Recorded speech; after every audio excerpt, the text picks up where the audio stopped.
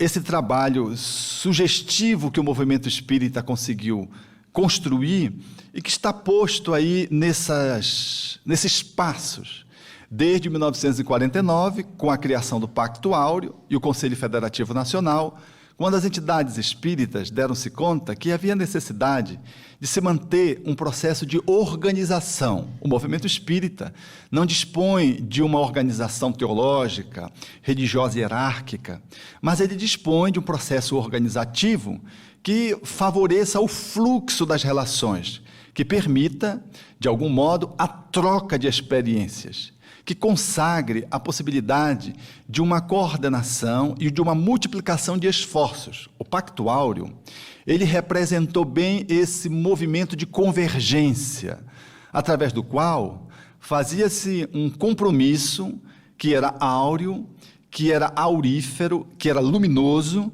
das entidades espíritas estarem unidas para podermos trabalhar as diferenças que fazem parte naturalmente dos seres humanos, quanto pessoas e enquanto grupos. O Pacto Áureo foi esse grande passo que se deu já no nosso país, no nosso Brasil, e que abriu as comportas para que pudéssemos nos portar de uma forma diferenciada, objetivando a nossa união. E assim, nós fomos caminhando no tempo. E o movimento espírita, nesse esforço integrativo nacional, teve a oportunidade de viver momentos de construção coletiva excepcionais. E eles estão postos, justo em 1975, com essa publicação desse documento que perpassou o país inteiro, reunindo as experiências dos diversos grupos espíritas, nos diversos estados, coletado pelas diversas federativas, que ficou conhecido como a adequação do centro espírita para melhor atendimento das suas necessidades e finalidades e objetivos. Essa adequação era o que o centro espírita deveria fazer para poder atender as pessoas que chegavam. Qual era a missão do centro espírita? Ele tinha que estar adequado para exercer a sua funcionalidade. Esse documento, portanto, abriu a visão do movimento espírita numa forma bastante unitária, reunindo todo esse material de experiência que o movimento espírita tinha, para que nós pudéssemos ter linhas básicas, linhas mestres. Era a trilha que estávamos construindo a partir do Pacto Áureo. Esse documento abriu, portanto, oportunidade para que nós pudéssemos, em sabendo o que tinha que fazer, para que o centro espírita existia, no sentido de atender às suas finalidades, como deveríamos fazer. Esse como era já o jeito de fazer, e ele ficou estabelecido no ano de 1983, também com uma discussão nacional, que ia se estabelecendo no país por zonas, e o país então construiu esse documento chamado Orientação ao Centro Espírita, que ficou publicado na sua edição primeira em 1980, e que ficou agregado em 1983, já com a filosofia do trabalho da unificação. O Orientação ao Centro Espírita era, depois da adequação, do saber para que o centro espírita deveria existir, o que ele deveria fazer, a orientação era como se fazer, era o jeito de elaborar as nossas atividades. Depois de nós podermos estabelecer como é que nós deveríamos fazer as atividades relacionadas à criança, à juventude, ao adulto, todas as faixas etárias, até os desencarnados, nós tínhamos então já o centro espírita equipado como célula fundamental do organismo do movimento espírita, portanto, do grande trabalho que os espíritas faziam nas suas diversas localidades. Era possível agora, tendo bem claro essa trilha, fazermos de uma forma não só adequada, mas realizarmos como deveria ser feito. O centro espírita estava já com suas atividades para atender às finalidades adequadamente postas, e agora ele estava com agregado uma outra possibilidade com a orientação ao centro espírita de que é como ele deveria desenvolver essas atividades. E em 1983 nós demos o passo final nesse caminho, quando nós discutimos a filosofia do trabalho de unificação. quando ficou publicado esse documento que são as diretrizes da dinamização das atividades espíritas. Sabendo o que fazer e o para que fazer e o como fazer, era necessário discutir como nós deveríamos dinamizar, como é que nós deveríamos multiplicar esse trabalho, que já sabíamos como fazer, já sabíamos o que fazer, agora era necessário fermentar esse trabalho. Então, nesse passo, nós construímos a filosofia do trabalho de unificação. Nesse momento é que nós vamos encontrar a fala de Bezerra de Menezes através de Chico Xavier, numa mensagem emblemática chamada Unificação. Bezerra de Menezes propunha, através do Chico, nessa mensagem Unificação, publicada na década de 70, e ele dizia assim, o nosso querido Bezerra: seja Allan Kardec não apenas crido ou sentido, apregoado ou manifestado a nossa bandeira, mas suficientemente vivido, sofrido, chorado e realizado em nossas vidas.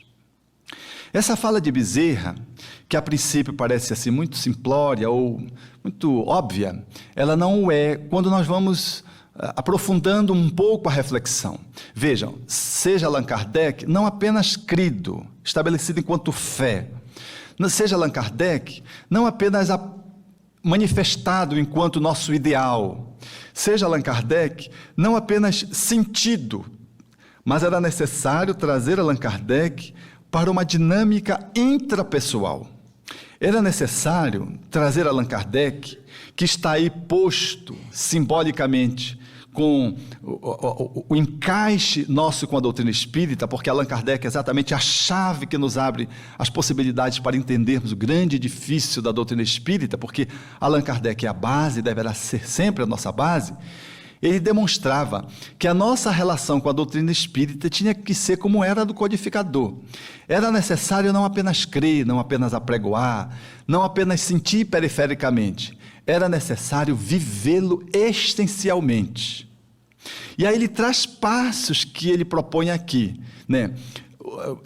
Conviver com a doutrina espírita implica num processo de vivência desse ideal. Não apenas falar, mas experienciar. Não apenas revelar a nossa fé, mas estabelecer a concretização dessa fé numa experiência vivencial. Era, portanto, o convite para darmos um passo na relação com a doutrina espírita, proporcionando que a doutrina espírita pudesse estar em nós. Não apenas estarmos na doutrina, mas que a doutrina espírita pudesse ter cumplicidade conosco. E numa relação de cumplicidade, em aurindo essa doutrina espírita e se empapando dela, era a oportunidade de documentarmos isso mediante a vivência. Era necessário fazermos isso nesse processo de vivência que implica no choro. Quantas vezes nós choramos no contato com a doutrina espírita? Quantos de nós, no trato com os nossos familiares, por onde começa o trabalho da unificação do movimento espírita? Em casa.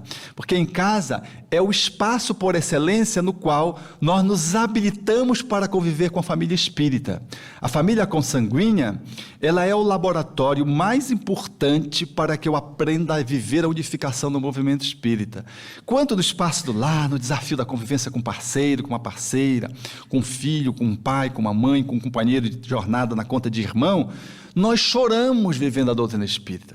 Às vezes é o choro da congratulação de um trabalho espírita bem realizado, com um companheiro de grupo, mas às vezes era o choro da reconciliação com um par, da convivência conjugal. Às vezes é o choro solitário, dizer, puxa, hoje eu venci. E a gente chora por poder perceber a alegria de ter superado a nós mesmos numa área do nosso campo de ação pessoal que a gente achava que não dava conta há um tempo atrás.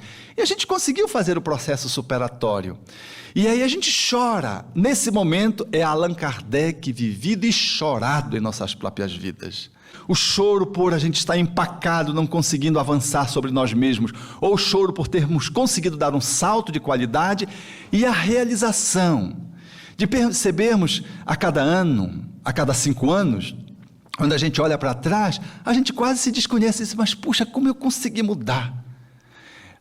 O trabalhador espírita, efetivamente, da unificação, é aquele que olha para a sua história de vida e vê os monumentos realizados. Monumentos que não é uma casa, que não é necessariamente uma URI, que não é necessariamente uma equipe de trabalho, porque às vezes nós ficamos muito focados nas realizações externas. Mas de que vale as realizações externas se elas não têm uma correspondência interna? Do que vale construir uma casa se essa casa ela não é uma ressonância do que se passa conosco?